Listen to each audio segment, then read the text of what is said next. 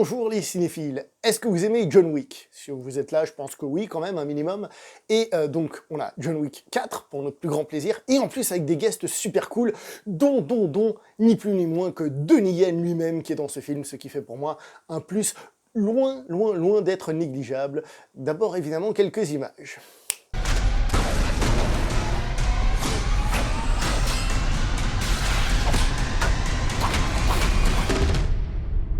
Toujours réalisé par Chad Stahelski, un ancien cascadeur qui a été doublure de Keanu Reeves, entre autres sur Matrix, et qui est devenu réalisateur depuis le premier John Wick, et qui n'arrête pas de continuer à travailler et à s'améliorer. Je veux commencer par vous citer quelque chose que je vais prendre dans le magazine Première, tout simplement. Un tout petit bout d'une interview où on lui pose des questions sur l'influence du cinéma de Hong Kong des années 80-90, et il dit « À qui le dites-vous? Je cherchais les noms de Corey Yuen, de Lam Shi-ying, de Xing Xiutung, de Yuan Chongyan, de Yuan Tuak ou de Yuan Wuping dans les génériques. Tsui Hark avait son équipe, John Woo aussi, Jackie Chan également. À l'époque, il n'était pas si simple de se procurer leur film. Vous vous souvenez, Il fallait fouiller dans les Chinatown pour trouver ce qu'on cherchait. Ce mec, Chad Stahelski, c'est l'un des nôtres. C'est un des nôtres. C'est un fan de cinéma asiatique comme nous, sauf que lui, il en a fait son métier, et il est devenu réalisateur. Et quand il fait un film comme John Wick, ça je vous l'ai déjà dit, il fait évidemment référence au kung-fu polar de Hong Kong des années 80-90. Et d'ailleurs, rien que pour ça, puisque la saga John Wick, vous en faites pas, je vais en parler, mais vu qu'on l'a déjà évoqué plusieurs fois, je vais profiter pour vous donner des titres qui ont plus ou moins inspiré John Wick, ou un petit peu dans la même veine, qui pourront vous prolonger votre plaisir si par hasard vous ne connaissez pas ce genre de film. Et je vous propose de commencer tout de suite par Police Story de 1985 avec Jackie Chan. Alors un film qui commence plutôt de manière comique, mais qui va devenir de plus en plus sérieux, des combats de folie, un film qui a inspiré entre autres un certain Stallone pour Tango et Cash. Ça s'enchaîne, c'est rigolo, ça devient furieux, il y a des cascades de malades, des combats de ouf, vous ne pouvez pas le manquer, c'est un immanquable, c'est le cas de le dire. Il a aussi inspiré Michael Bay pour une scène de Bad Boys 2 par exemple, bref, à voir absolument Police Story et avec Jackie Chan. Si l'aspect comique du début du film vous dérange un petit peu, vous pouvez passer avec Crime Story de Kirk Wong. Cette fois-ci, c'est quand même un peu moins martial, il y a un petit peu moins de combat pur, par contre le rythme est super élevé, ça ne s'arrête pas, ça court dans tous les sens, c'est un film qui est incroyable. Si vous voulez plus du kung-fu polar, mais cette fois-ci version féminine, laissez-moi vous conseiller ce qu'on appelle un Girl with Gun avec In the Line of Duty, en français Le Sens du Devoir, à savoir que le film est aussi connu sous le titre Royal Warrior. Je vous avais fait une petite vidéo d'introduction à l'époque, mais je vous en reparle parce que c'est un film qui est absolument grandiose. Et pour la petite histoire, dans le 4e film de cette saga, il y a Donnie Yen qui vient donner un coup de main à la policière du premier film, qui est interprétée par Michelle Yeoh, actrice qui vient de gagner l'Oscar de meilleure actrice. Donc, je dis ça, peut-être que vous pouvez y jeter un petit coup d'œil. Vous pouvez aussi jeter un petit coup d'œil à la saga Tiger Cage, et là, je vous conseille surtout Tiger Cage numéro 2, qui est un pur kung-fu polar. Et pour la petite histoire, vous pouvez aussi évidemment jeter un coup d'œil à Tiger Cage numéro 1, même si il y a un petit peu moins de kung-fu, c'est un film qui fonctionne plus pour son intrigue que pour son action, je trouve, à avis personnel.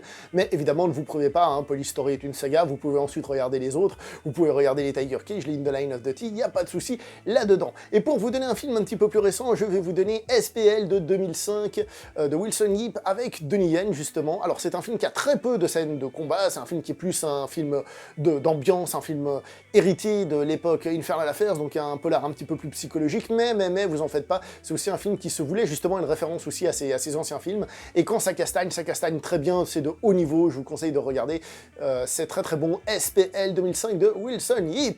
Voilà, comme ça, si vous voulez prolonger le plaisir, vous avez de quoi faire, j'espère. Voilà, Ne vous privez pas, il faut faire un petit peu des recherches pour trouver ces films, mais vous me direz merci à l'arrivée, vous verrez. Donc, on va parler de John Wick numéro 4, qui continue ses aventures, et on va pas se mentir, d'entrée de jeu, le scénario global, encore une fois, c'est vraiment pas ce qui me motive là-dedans. Le scénario est utile pour moi, plus au niveau des tensions qu'ils vont créer, des enjeux qu'ils vont créer, plutôt que réellement de ce qui se passe, de qui, quoi, dans quel univers, comment, pourquoi. Et donc, à ce niveau-là, ça va fonctionner plutôt bien, entre autres justement le personnage de Donnie Yen qui aura qui va agir pour certaines raisons, etc., etc. Et ça vient rajouter un petit peu de piment à tout ça. Je vous ai dit qu'il y avait Donnie Yen qui vient s'ajouter un Keanu Reeves, évidemment toujours très en forme, Keanu. Il y a d'autres invités, entre autres Scott Adkins, rien que ça, Scott Adkins, qui fait un personnage, d'ailleurs je l'ai même pas reconnu au début, qui fait un personnage particulier, qui est pas présent sur toute la durée du film, hélas, mais quand il envoie des coups de pied ou qu'il fait des projections, le film avec les effets sonores et tout ce que vous voulez, bam, il arrive à faire ressortir de la puissance à son personnage, tu fais waouh, c'est vraiment trop cool, c'est intense, et en plus, on sent que c'est un rôle dans lequel il s'est amusé à faire un personnage qui lui ressemble pas du tout physiquement et tout, c'est franchement super cool.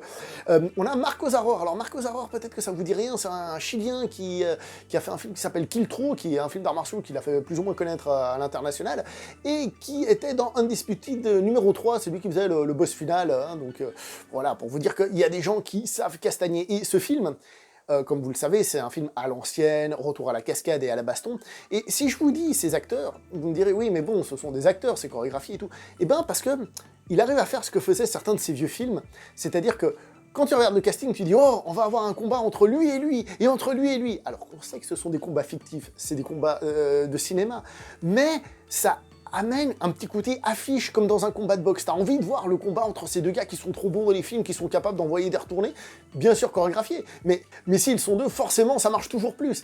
Et c'est super plaisant d'avoir ça rappelle vraiment la grande époque, comme je vous ai dit, où les acteurs et les personnages se mélangent presque, parce que les personnages, finalement, ils sont là pour servir l'acteur qui, lui-même, est capable de servir le personnage de par ses attributs physiques et sa manière de bouger. C'est excellent.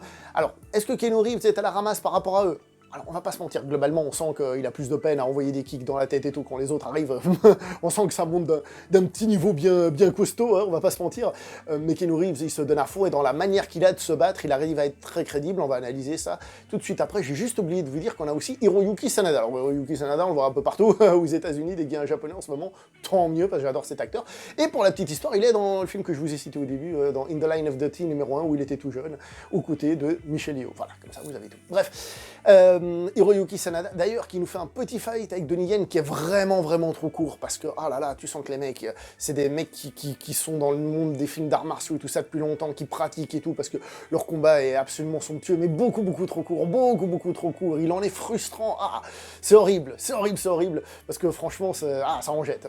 Les combats eux-mêmes, alors, on va pas se mentir, on retrouve, globalement, dans mes souvenirs, le type de combat qu'on avait déjà vu dans les films précédents de la saga, en tout cas à partir du 2, en tout cas c'est sûr du 3, c'est-à-dire qu'on a une espèce de schéma, évidemment avec beaucoup de variantes, hein, de schéma où on va avoir une cassure de distance, parfois avec des flingues, parfois avec une arme, parfois avec un poing, hein.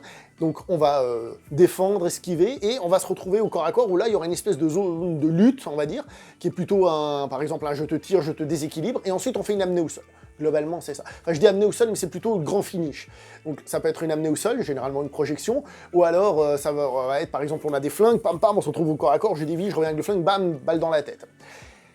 Principale qualité, j'ai envie de vous dire, et originalité de la série, c'est que John Wick arrive à faire ce que Equilibrium avait pas trop réussi, c'est-à-dire, vous vous souvenez, les gun kata, les kata aux flingues. C'est que là, on a des combats d'arts martiaux avec des flingues, dans lesquels on est justement au corps à corps. Comment ? Bah souvent, ça va s'excuser avec, on a des armures, les balles nous touchent pas. Bon, il y a beaucoup de balles dans le film qui sont tirées dans le vide, des fois tu dis comment ils font pour louper autant. mais je veux dire, pour se retrouver au corps à corps avec le flingue, et là, on va avoir cette phase un peu de lutte, tac, tac, boum, boum, et je te finis. Et c'est vachement cool. J'ai eu moins la sensation de répétition que dans le film précédent au niveau des techniques utilisées. Bien qu'on retrouve plus ou moins ce schéma, j'ai eu moins l'impression de retrouver un peu le même type de projection tout le temps et tout, et c'est pas plus mal, j'ai trouvé que c'était hyper cool. Je me demande si le réalisateur a pas tenu compte des petites critiques qui lui étaient faites pour justement hausser un petit peu le niveau encore, rien que ça.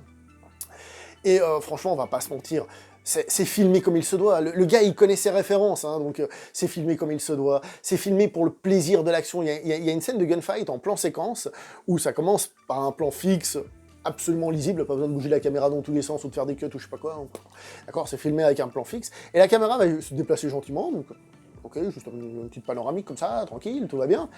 Et après, on aura un plan zénithal. Alors vous me direz, c'est peut-être pas le meilleur plan du monde pour filmer une scène d'action. Certes, mais ça devient un concept dans le film, puisqu'on a tellement de scènes d'action, et ben on a un concept de plus dans le film. Et ce qui peut paraître être un gadget, ce qui est le cas, bah, devient quelque chose d'important, puisque le film est là pour l'action. Il vit pour et par l'action. Et donc ça, c'est super cool. Et le film, il enchaîne comme ça les idées. Petit souci, j'ai trouvé, il n'y a pas assez de scènes de fight. Là, il y en a qui ont vu le film, ils disent quoi, il dure 2h30, tu dis, il n'y a pas assez de scènes de fight, t'es un peu taré. Bah oui, il dure 2h30. Et du coup, comme j'ai dit, comme le scénario, le lore surtout, est pas ce qui me passionne le plus, je trouve que parfois, entre des scènes d'action, il y a un petit peu trop de blabla. Allez, action, action. Alors quand il y en a, elles sont bien, hein, elles prennent leur temps, enfin c'est tout ce qu'il faut, tout ce qu'on aime, à part l'autre là qui était trop courte que je vous ai dit, elles sont bien. Et en plus, souvent avec un éclairage un peu stylé, hein, pour remettre tout ça en valeur. Enfin bref, moi je kiffe, je prends mon pied, c'est incroyable cette série, j'adore. Mais il y a un petit peu trop de dialogue. Côté scènes d'action, elles sont longues, il y en a peut-être une qui vous paraîtra interminable. Je vous le dis, escalier. Je vous dis juste ça, les escaliers. Quand vous verrez le film, vous comprendrez de laquelle je parle, hein, même s'il y a d'autres moments dans les escaliers, vous comprendrez forcément. Elle peut peut-être vous paraître trop longue, peut-être répétitive, parce que malgré tout, comme j'ai dit, on a un même schéma de scène de combat, et dans une scène qui dure un peu longtemps, on peut peut-être trouver ça répétitif à la longue. Ça, je veux bien. Même moi, j'ai commencé à le ressentir. Mais, je me dis que, ouais, mais c'est pas grave si elle est trop longue.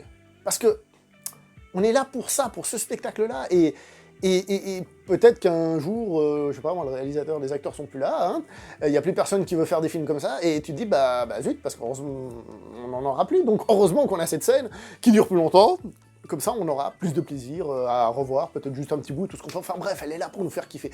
Et le film est là pour nous faire kiffer. On va aussi, donc, comme je vous ai dit, amener plus de personnages marquants, dont un qui s'appelle Nobody, personne. Je vous rappelle que le film Mr. Nobody, avec Odenkirk, qui était sorti à la base, devait être un spin-off de John Wick. Donc, tu mets un peu tout ça dans le truc à cocktail, je sais plus comment on appelle ça, tu mélanges tout ça, et ça donne quelque chose de franchement super plaisant.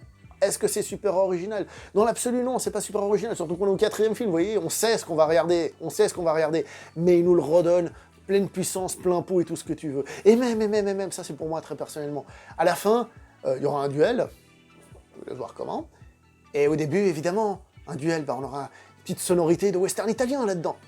Ce réalisateur, c'est mon pote. Je crois que c'est le genre de mec, on pourrait se poser autour d'une table et parler de cinéma avec lui et d'autres potes, là, en train de parler de films qu'on kiffe. J'ai l'impression qu'il fait partie de la team, avec les gens avec lesquels on se voit à Paris des fois et autres. Il fait partie de cette équipe-là. Et étant plus jeune, je pense qu'un film comme John Wick 4, hein, même pas que le 4, c'est le genre de film que j'aurais voulu faire, toi. Le genre de film que j'aurais voulu faire. Je sais plus parler. Le genre de film que j'aurais voulu faire.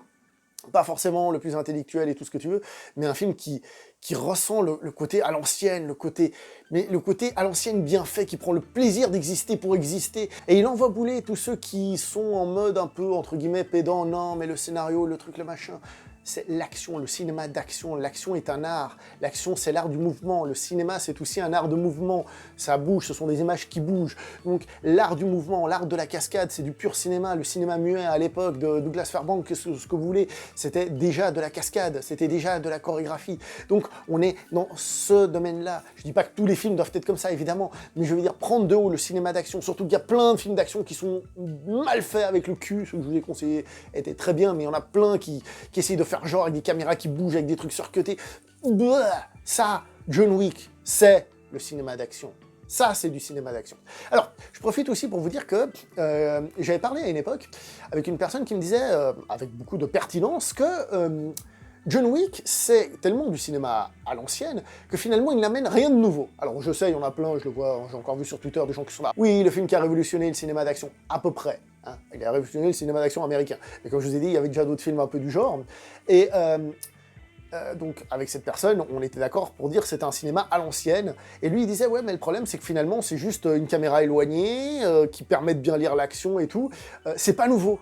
Ça se faisait déjà à l'époque du muet et tout ça. Et c'est pas quelque chose qui tire le cinéma d'action vers l'avant. Bah, disons que si le cinéma d'action vers l'avant, c'est une caméra qui bouge et des trucs surcutés, mais en fait, c'est peut-être que déjà à l'époque, à cause de certaines difficultés, on avait compris quelque chose du cinéma d'action. C'est ce que je peux vous dire. Moi, en tout cas, c'est le cinéma d'action que j'aime, le cinéma d'action que j'affectionne. Si on peut rajouter un peu de scénario, quand je dis un peu de scénario, c'est pas de la complexité, de la psychologie, non, juste, comme j'ai dit, des enjeux bien marqués, des trucs comme ça, et ben moi, je prends, et je prends mon pied à regarder ce genre de film. Keanu Reeves, il se donne à fond. On voit les combats de Matrix 4 qu'il a fait entre deux John Wick. On se pose des questions, parce que là, il se donne à fond, et merde, c'est cool, je kiffe cette saga. Voilà, c'est tout. Le premier, c'est celui que j'aime le moins, mais depuis, je kiffe cette saga, et je pense que vous aussi. Voilà.